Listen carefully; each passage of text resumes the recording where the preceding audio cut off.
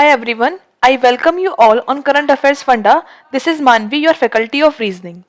Guys, आज के session में हम लोग आरबीआई असिस्टेंट प्री एग्जामिनेशन की में जो रीजनिंग का सिलेबस है उसको डिस्कस करेंगे और इस एग्जाम के पैटर्न को डिस्कस करेंगे और साथ ही मैं आपको एक टू डू लिस्ट भी बताऊंगी जिसे अगर आप डेली फॉलो करते हैं तो आप इस एग्जाम में मैक्सिमम मार्क्स स्कोर कर पाएंगे। तो चलिए सेशन को स्टार्ट करते हैं।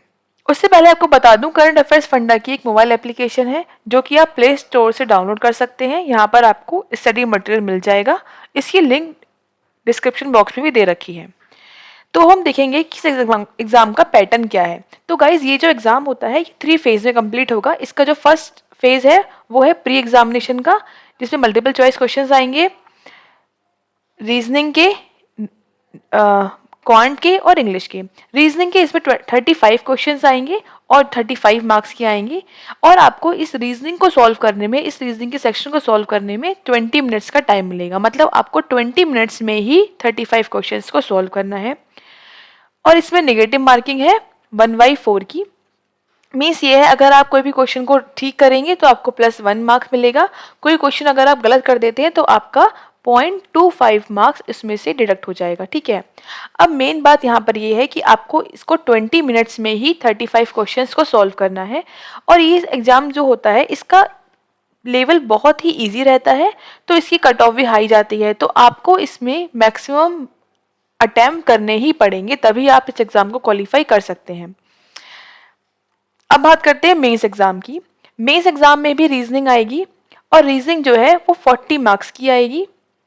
40 ही क्वेश्चंस कंप्लीट करने हैं आपको और इसके लिए आपको 30 मिनट्स का टाइम मिलेगा। यहाँ पर भी सेक्शनल टाइमिंग होती है, आपको 40 क्वेश्चंस को सॉल्व करना है इन 30 मिनट्स।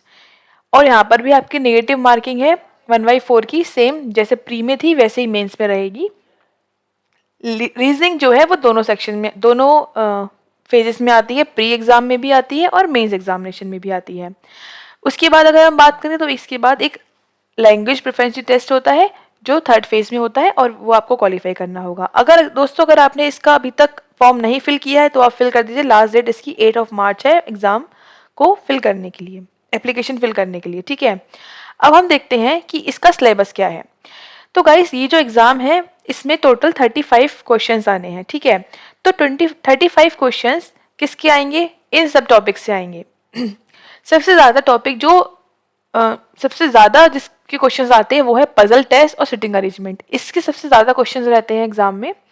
उसके बाद alphanumeric series, inequality, syllogism, direction sense test, blood relation, coding decoding, order ranking, classification या वर्ड फॉर्मेशन। और ये जो हमने लास्ट में 3 टॉपिक लिखे हैं, लॉजिकल रीजनिंग, डाटा सफिशिएंसी और इनपुट आउटपुट, ये जो टॉपिक्स हैं ये मीन्स में आते हैं, प्री में एग्जाम में नहीं पूछे जाते हैं।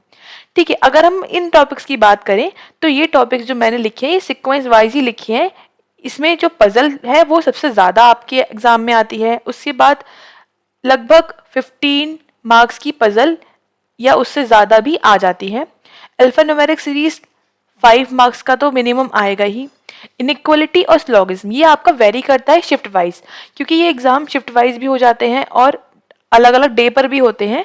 तो इनइक्वालिटी और स्लॉगिज्म कभी किसी शिफ्ट में 5 मार्क्स की भी आ जाती है, कभी 3 मार्क्स की। ऐसे ही स्लॉगिज्म का भी रहता है 5 या 3 मार्क्स की, ये आ जाते हैं क्वेश्चंस। डायरेक्शन सेंस के क्वेश्चंस 5 मार्क्स की भी आ जाते हैं, कभी किसी शिफ्ट में 3 मार्क्स की भी आ जाते हैं। ऐसे ही सेम ब्लड रिलेशन भी यही रहता है, सेम 5 मार्क्स और 3 मार्क्स। कोरेंट डिकोडिंग जो होती है वो 2 मार्क्स की, या फिर अगर चाइनीज कोडिंग आ जाती है तो 2 मार्क्स की, और अगर कोडेड वाली आती है, वैसे कोडेड वाली मेंस में आती है, अगर बाई चांस आती है तो वो 5 मार्क्स की आएगी। ऑर्डर रैंकिंग का लगभग 1 क्वेश्चन रहता है। वर्ड फॉर्मेशन का भी 1 क्वेश्चन आता है और बाकी ये टॉपिक्स आपके मेंस के हैं। और मैंने यहाँ पर ये बताया है कि रीजनिंग में 2022 में जो एग्जाम हुआ था उसमें किस टॉपिक का क्या वेटेज था। तो आप यहाँ देख सकते हैं, पजल टेस्ट उसमें 15 मार्क्स की आए थे। अल्फान्यूमेरिक सीक्वेंस 8 मार्क्स का था। इनइक्वालिटी 3 मार्क की आई थी। स्लॉगिज्म 3 मार्क का था। डायरेक्शन सेंस टेस्ट 3 मार्क का था। और मिसलेनियस क्वेश्चन, मिसलेनियस में हो सकता है एक क्वेश्चन ऑर्डर रैंकिंग का था और एक वर्ड फॉर्मेशन का था और एक कोरेंट डिकोडिंग का क्वेश्चन था। तो ये मिसलेनियस क्वेश्चंस आए थे, वो भी टोटल 3 मार्क्स के आए थे। तो ये आपका 2020 का एग्जाम पैटर्न था रीजनिंग का। मैंने आपको यहाँ पे बताया है वेटेज वाइज कि कौन सा टॉपिक कितने मार्क्स का आया था एग्जाम में, ठीक है। अब हम बात करेंगे, जैसे मैंने आपको बताया कि सबसे ज्यादा क्वेश्चंस आते हैं पजल से, तो पजल्स भी काफी टाइप्स की होती हैं। तो आगे हम बात करेंगे कि किस किस टाइप की पजल्स को हमें प्रैक्टिस करनी है इस एग्जाम के लिए। तो आगे हम देखें, यहाँ पर मैंने लिखा हुआ है टाइप्स ऑफ पजल। तो ये टाइप्स ऑफ पजल्स हैं। सबसे पहला है सर्कुलर सिटिंग अरेंजमेंट। इसमें क्या होता है, इसमें कुछ पर्सन्स एक सर्कल में बैठे होते हैं, इनसाइड आउटसाइड फेस कर रहे होते हैं, उनको हमें सॉल्व करना होता है, ठीक है।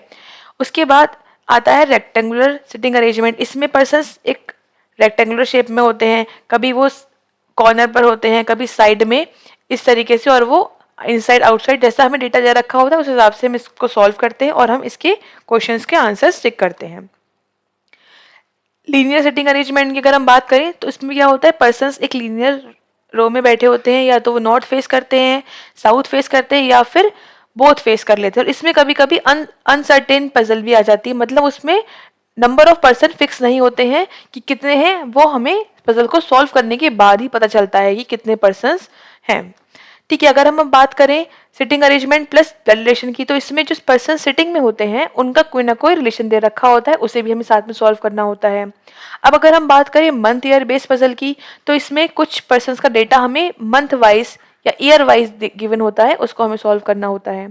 उसके बाद अगर हम बात करें फ्लैट फ्लोर बेस्ड पजल की, तो इसमें एक बिल्डिंग में कुछ फ्लोर्स होते हैं, उस पर पर्सन्स रह रहे होते हैं, या फिर वो वहां पर जाते हैं, या जो भी हमें डेटा दे रखा होता है, बेस होता है वो फ्लैट फ्लोर पर, तो हमें उसे सॉल्व करना होता है बिल्डिंग के अकॉर्डिंग। उसमें फ्लैट वाइज भी दे रखा होता है कि एक बिल्डिंग में एक फ्लोर पर 2 फ्लैट्स हैं या फिर 3 फ्लैट्स हैं, हमें उसको सॉल्व करना होता है। अब अगर हम बात करें बॉक्स बेस पजल की, तो इसमें बॉक्सेस का डेटा होता है कि बॉक्स लाइन वाइज अरेंज करने होते हैं हमें इसमें। फिर नेक्स्ट बात करें तो रैंक बेस पजल, जिसमें एज, हाइट और वेट को हमें रैंक वाइज अरेंज करना होता है। नेक्स्ट है वीक डेज पजल। इसमें वीक डेज जो हमारे संडे मंडे डेज होते हैं उसका डेटा दे रखा होता है और हमें उसको इस फॉर्म में अरेंज करना होता है। सिटी पर्सन बेस की अगर हम बात करें तो इसमें हमें पर्सन का डेटा उनकी सिटी के अकॉर्डिंग दे रखा होता है कि कोई पर्सन इस सिटी में रहता है या इस सिटी में जाता है, तो उसको हम इस कैटेगरी में रखते हैं। लास्ट आती है पहला रो बेस पजल। तो इसमें क्या होता है, कुछ 2 रो होती हैं, उसमें कुछ पर्सन सिटिंग होते हैं, 4 या 5 या 6 भी आ जाते हैं, तो हमें उनको आपस में वो फेस कर रहे होते हैं और हमें इसको सॉल्व करना होता है। तो ये मैंने आपको बस ये बताया कि आपको पजल्स में क्या क्या टाइप की पजल्स को पढ़ना है। और हमारा गाइस 100 पजल सीरीज एक यूट्यूब पे चल रही है, जिसे आप देख सकते हैं। इसमें हम 100 पजल से सॉल्व करेंगे, ये हमने सेट वाइज स्टार्ट की है, और उसमें हम हर सेट में 2 या 3 पजल्स को सॉल्व करते हैं, जिसमें हम ये सारे टाइप की पजल्स को भी सॉल्व करेंगे, आप वो देख सकते हैं। उसके बाद यहाँ मैंने बताया आपको कि आपको स्पीड और एक्यूरेसी कैसे बढ़ानी है, क्योंकि मैंने आपको बताया कि ये जो एग्जाम है वो बहुत इजी आता है, तो आपको इसमें नंबर ऑफ अटेम्प्ट्स को बढ़ाना पड़ेगा, तभी आप इसको क्वालिफाई कर सकते हैं। तो सबसे पहली बात यह है कि आप इसमें सबसे पहले प्रीवियस ईयर्स के पेपर को सॉल्व करेंगे। इससे क्या होगा, इससे आपकी एक्यूरेसी बढ़ेगी कि और ये पता लगेगा कि आपको कौन कौन से टॉपिक्स हैं जो अच्छे से आते हैं। तो आप पहले प्रीवियस ईयर के पेपर्स को सॉल्व करिए। इसके बाद मैं यहाँ पर भी आपको सॉल्व करवाऊंगी यूट्यूब पर भी। इसके बाद हम मेमोरी बेस्ड क्वेश्चन ही आरबीआई के वो सॉल्व करेंगे, ठीक है। फिर दूसरी बात है, आपको एक मॉक टेस्ट डेली सॉल्व करना है। डेली सॉल्व करने के बाद केवल स्कोर देख के नहीं छोड़ देना है, आपको उसका एनालिसिस करना है काफ़ी अच्छे तरीके से। अब आपको देखो, जब आप एनालाइज करोगे तो उसमें 3 टाइप के क्वेश्चंस आपके निकलेंगे। पहले वो क्वेश्चंस जो आपने सही सॉल्व किए होंगे, ठीक है। दूसरे वो क्वेश्चंस आ जाएंगे जो आपने रॉन्ग सॉल्व किए होंगे। तीसरे वो क्वेश्चंस होंगे जो आपने अटेम्प्ट ही नहीं किए होंगे, आपने ब्लैंक छोड़े होंगे। तो आपको अब क्या करना है, जो आपने क्वेश्चंस को सही किया है आपको उनकी भी प्रैक्टिस करनी है। अब आप पूछेंगे कि प्रैक्टिस हमें उसकी क्यों करनी है, वो तो हमने सही किया है। देखो, जो क्वेश्चंस आपको आते हैं वही आपने सही किए होंगे, मतलब आपका उनका कॉन्सेप्ट आपका क्लियर है। तो अगर आप उन क्वेश्चंस को भी प्रैक्टिस में लाएंगे तो क्या होगा, आपकी स्पीड वहां पर इंक्रीज हो जाएगी। जो स्पीड वहां इंक्रीज होगी, आप वो स्पीड जो वहाँ टाइम बचेगा वो आप बाकी क्वेश्चंस में आप लगा सकते हैं जो आपके अटेम्प्ट होने से रह गए हैं। तो जो हमारे सही क्वेश्चंस हो रहे हैं मॉक में, उनको भी हम प्रैक्टिस करेंगे अपनी स्पीड को बढ़ाने के लिए। अब जो क्वेश्चंस गलत हो रहे हैं, आप उनके टॉपिक देखेंगे कि कौन कौन से टॉपिक के क्वेश्चंस गलत हो रहे हैं और उन टॉपिक्स को फिर सॉल्व करना स्टार्ट करेंगे अलग से। और जो क्वेश्चंस आपसे आपने नहीं करे, इसका मतलब ये है कि आपको वो टॉपिक नहीं आ रहे हैं, या फिर हो सकता है आपके पास वो टाइम नहीं बचा। तो अगर टाइम नहीं बचा तो वो कहाँ से बचाएंगे हम टाइम? सही वाले क्वेश्चंस को जल्दी सॉल्व करके हम इनका टाइम बचा लेंगे। लेकिन अगर वो क्वेश्चंस आपको नहीं आते हैं बिल्कुल भी, तो आप उनको फिर उसकी प्रैक्टिस करेंगे सॉल्व करने की। ठीक है, तो ये इस तरीके से आपको अपने मॉक का एनालाइज करना है। ठीक है, अब जब आप एनालाइज करेंगे तो आपका अपने आप ही इम्प्रूवमेंट आपको दिखेगा, और आप जब डेली मॉक टेस्ट सॉल्व करेंगे, उसको एनालाइज करेंगे, तो वो अपने आप ही इस मेथड को करने से आपका इम्प्रूव होगा। और आपको जो टॉपिक्स आपको सॉल्व करने हैं, जो गलत हो रहे हैं या फिर जो आपने अटेम्प्ट नहीं करे हैं, आपको उनकी प्रैक्टिस करनी है। तो ये स्ट्रेटेजी है जिससे आप अपनी स्पीड इंक्रीज कर सकते हैं और अपनी एक्यूरेसी को बढ़ा सकते हैं, जिससे आप रीजनिंग में एटलीस्ट 33 तो प्लस अटेम्प्ट तो आपको करने हैं बिल्कुल ठीक। ठीक है, अब हम बात करेंगे कि हमें डेली क्या करना है ताकि हम अपनी रीजनिंग में स्पीड और एक्यूरेसी को बढ़ा पाएं और अटेम्प्ट भी बढ़ जाए हमारे। तो मैंने ये आपके लिए बनाया है to do list, pre exam के लिए है ये। आपको क्या करना है, आपको डेली इनइक्वालिटी के 10 क्वेश्चंस लगाने हैं, स्लोगिज्म के 10 क्वेश्चंस लगाने हैं, डायरेक्शन के 10 क्वेश्चंस लगाने हैं, ब्लड लिस्टिंग के 10 क्वेश्चंस लगाने हैं, कोरेंट डिकोडिंग के 10 क्वेश्चंस लगाने हैं, ऑर्डर रैंकिंग के 5 क्वेश्चंस लगाने हैं। तो आपको जो मैंने यहाँ पर टॉपिक लिखे हैं ऊपर, ये इन टॉपिक्स के एटलीस्ट 10 क्वेश्चंस आपको लगाने ही लगाने हैं। अब जब शुरुआत में आप स्टार्ट करोगे तो आपको थोड़ा टाइम लगेगा 10 क्वेश्चन सॉल्व करने में, लेकिन जैसे जैसे आप सॉल्व डेली करते रहोगे तो ये आपको टाइम कम लगेगा, और फिर आप इनके क्वेश्चंस को आप इंक्रीज कर सकते हो। मतलब शुरू में आपने 10 क्वेश्चंस को सॉल्व किया, फिर एक हफ्ते के बाद आप देखोगे आप उन क्वेश्चंस को जल्दी कर पा रहे हो। ठीक है, उसके बाद आप उन क्वेश्चंस की को बढ़ा दो, आप 15 क्वेश्चन सॉल्व करो उसके, ऐसी स्लॉग्स के भी 15 क्वेश्चन सॉल्व करो, इससे आपकी स्पीड और एक्यूरेसी दोनों बढ़ेंगे। अब हम बात करते हैं इन दो टॉपिक की, पजल और अल्फान्यूमेरिक सीरीज। अब मैंने आपको बताया कि जो पजल है और सेटिंग अरेंजमेंट है वो इस एग्जाम में सबसे ज्यादा आते हैं। तो आपको क्या करना है, आपको डेली स्टार्टिंग में आप सॉल्व करेंगे इसकी 5 पजल्स। ठीक है, 5 पजल सॉल्व करने के बाद आप स्टार्टिंग में करोगे तो आप एक हफ्ते तक 5 पजल सॉल्व करो, उसके बाद आप नेक्स्ट वीक से 5 की नंबर्स को आप 7 तक ले जाओ, आप फिर 7 पजल्स डेली सॉल्व करो।